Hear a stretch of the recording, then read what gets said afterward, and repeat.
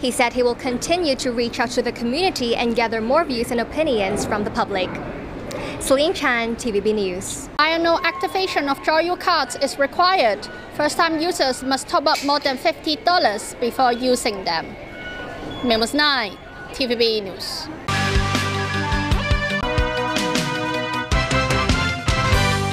Good evening and thank you for joining us.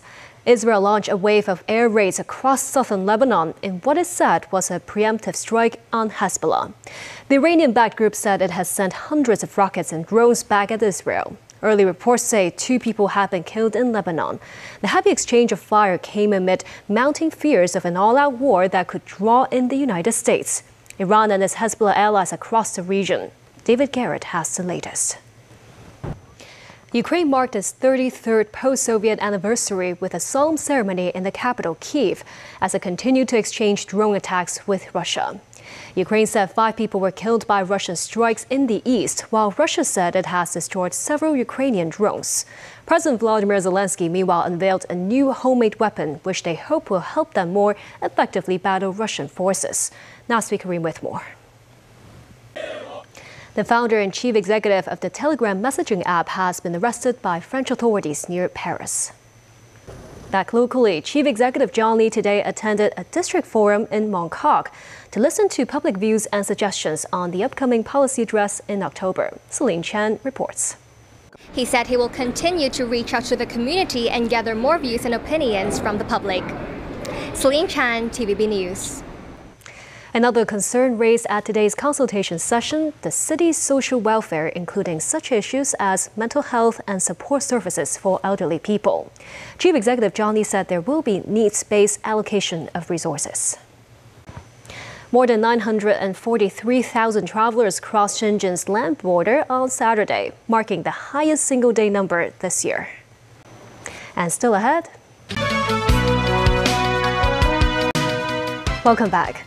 Chinese and Philippine vessels were involved in a new collision in disputed waters, Chinese media reported. German police say a 26-year-old Syrian asylum seeker turned himself in, claiming to be behind Saturday's deadly Zhonglin knife attack that left 3 dead.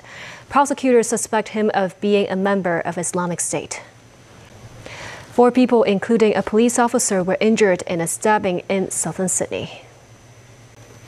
The U.S. space agency NASA has decided that it's too risky to bring 2 astronauts back to Earth in Boeing's troubled new capsule.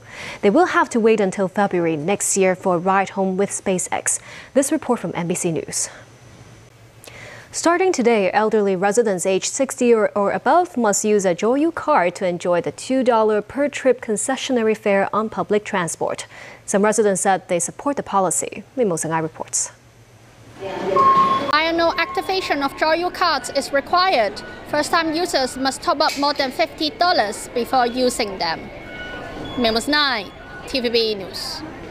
Over to sports. Tennis. Defending men's singles champion Novak Djokovic was back on court as ahead of the U.S. Open in New York, the final Grand Slam of the year that starts on Monday.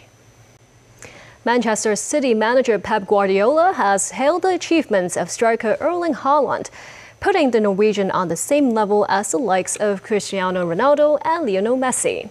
Haaland scored a hat-trick in the champions' 3-1 home victory over newly promoted Ipswich Town.